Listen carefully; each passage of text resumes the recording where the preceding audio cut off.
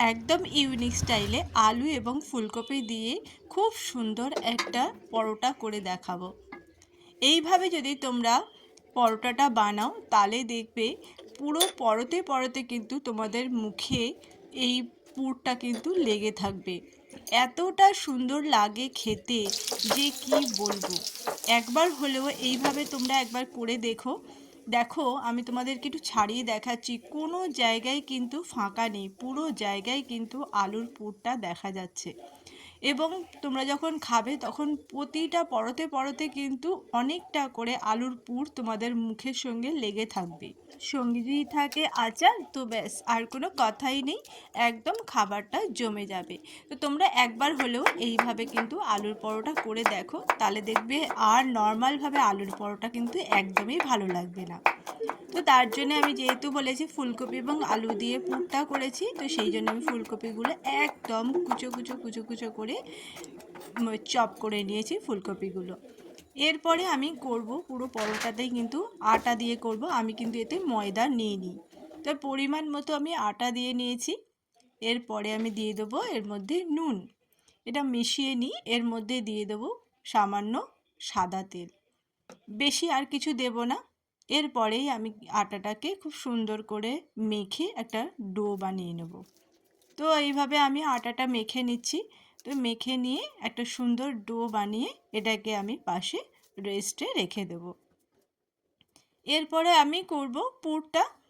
তো তার জন্য আমার কি কি লাগবে দেখো, আমি নিয়ে নিয়েছি ফুলকপি কুচোনো, টমেটো, আদা নিয়ে নিয়েছি, ধনে পাতা নিয়ে নিয়েছি, পেঁয়াজ নিয়ে নিয়েছি, লঙ্কা নিয়ে নিয়েছি, আর আমার কাছে ছিল একটু পেঁয়াজ গাছ। আমি সেই পেঁয়াজ গাছটাও কুচিয়ে নিয়ে নিয়েছি। তোমাদের কাছে যদি না থাকে তাহলে স্কিপ করে যেতে পারো। আর আলুটাকেও আমি সিদ্ধ করে নিয়েছি। এরপরে আমি কড়াইতে সামান্য সাদা তেল দিয়ে নিয়েছি। নিয়ে এবার একে একে আমি পেঁয়াজ, লঙ্কা এগুলো দিয়ে আস্তে আস্তে একটু ভেজে ভেজে নিচ্ছি।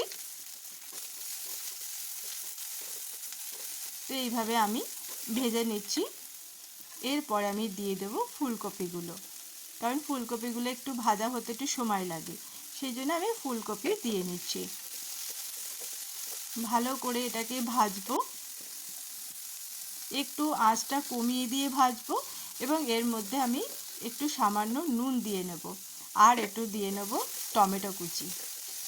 এগুলো দিয়ে একটু নেড়ে নিয়ে আমি ঢাকাটা দিয়ে দেবো, কারণ কি যাতে তোমার ফুলকপিগুলো একটুখানি সিদ্ধ হয়ে যায়। তো দেখো মোটামুটি 2-3 মিনিট ঢাকা দিয়ে রেখেছিলাম। তো এই অবস্থায় আমি আবার একটু নাড়িয়ে নিচ্ছি। নিয়ে দিয়ে দেবো আদা, আদাটা দিয়ে দেবো। দেওয়ার পরে এবার দিয়ে দেবো পরিমাণ মতো হলুদ। এরপরে দিয়ে দেবো একটু জিরে গুঁড়ো। এই দিয়ে কিন্তু আমি মশলাটা ভালো করে এটা কষিয়ে নেব। আর দিয়ে নেব একটু লাল লঙ্কার গুঁড়ো, এটা ঝাল হবে না, এটা রঙের জন্যে আমি দিচ্ছি। এরপর আমি একটু ভালো করে এটাকে নাড়িয়ে নিচ্ছি, যাতে সমস্ত মশলাগুলো একটু ভাজা ভাজা হয়ে যায়, একটা সুন্দর স্মেল আসলে এরপরে আমি দিয়ে দেব আলু সিদ্ধ করে আমি গ্রেট করে রেখেছিলাম ভালো করে চটকে। এবার সেই আলু সিদ্ধটা এর মধ্যে দিয়ে নেব। দিয়ে নিয়ে ভালো করে এটাকে নাড়ব। নেড়ে পুরো মশলাটা একদম পুরের মধ্যে যাতে মিশে যায় সেইভাবেই কিন্তু ভালো করে এটাকে নেড়ে নেব। পুরটাকে খুব সুন্দর করে করে নেব। এবং সবার লাস্টে দিয়ে দেবো ধনেপাতা কুচি, আর একটু পেঁয়াজ গাছের যে কুচি ছিল সেই পেঁয়াজ পাতা কুচি। এটা দিয়ে আবারও আমি ভালো করে নাড়িয়ে নেব। নিয়ে একটা সুন্দর স্মেল আসলে এরপরে কিন্তু আমি কড়া থেকে এই পুরটা নামিয়ে নেব। তো দেখো আমার কিন্তু পুরটা হয়ে গেছে, দেখো কতটা সুন্দর হয়েছে, দেখো পুরের কালারটা দেখো কতটা সুন্দর এসছে। তো এইভাবে আমি পুরটা করে নিলাম। এরপরে আমি আটাটা ছিল যেটা, সেটা আরেকটু আমি ভালো করে চটকে মেখে নিয়ে এইবারে আমি কি করব, লেচি বানিয়ে নেব। তো আমার যে কটা লাগবে আমি সে কটা লেচি বানিয়ে নিচ্ছি। এরপরে খুব সুন্দর করে কিন্তু বেলতে হবে। তো আস্তে আস্তে আমি লেচিগুলো করে নিচ্ছি।